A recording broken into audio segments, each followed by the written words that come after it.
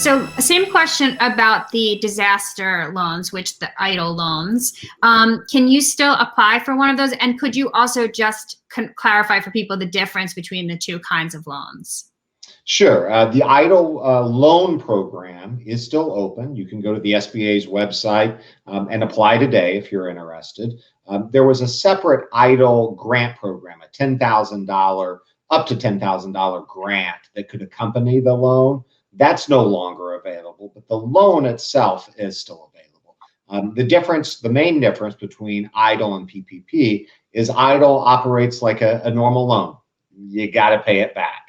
The PPP program, the great benefit that it had is that while it was a loan, if you use the proceeds from the loan for certain qualifying expenses, namely retaining your employees, you could have the loan forgiven. So it became more like a grant rather than a loan. Right. Okay.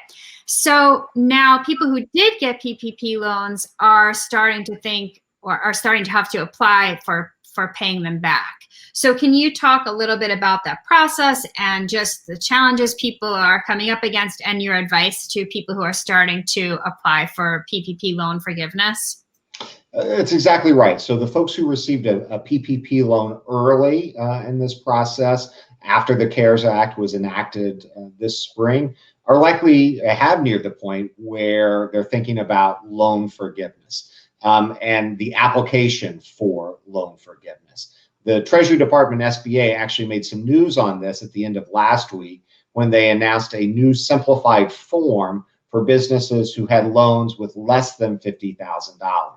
We've been working with Congress along with our allies to try to get a simplified loan process for every small business who has a loan for up to $150,000. There's actually bipartisan support for that in Congress. And like reopening the PPP program, we think that simplified loan forgiveness is something that will occur once Congress and the administration finally come to an agreement. Now, that said, I can't guarantee when that's going to happen. I don't know when the magic dust will settle and when we'll have something that's on the president's desk being signed into law. And a lot of small businesses are wondering, what should they be doing now? And the way I tend to think about it is a small business who might find themselves in one of three different groups. The first group is small businesses who use their loan proceeds for qualifying expenses, to pay employee salaries, for example. And you're filling out your loan forgiveness forms and you're looking at that and you're going, hey, look at this. This is great. I'm going to get 100% of my loan forgiven. If you're in that bucket, then you might want to just go ahead and file that paperwork with your lender to get that process started. You might look at it and you might say, well, I think we're going to qualify for full loan forgiveness, but there's a lot of paperwork here. And the way my business is going right now, I don't have time to devote to pulling all that paperwork together. I'd really like to see if that expedited 150,000 and below EZ process comes into effect.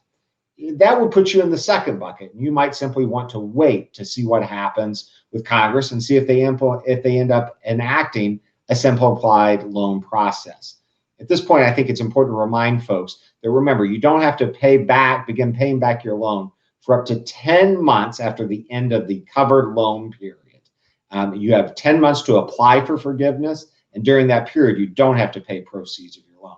Then there are some people who I would say are in the third bucket. That is that they use some of their loan proceeds to pay for qualifying expenses, but they're looking at their loan and they're saying, I'm still going to owe some of this back.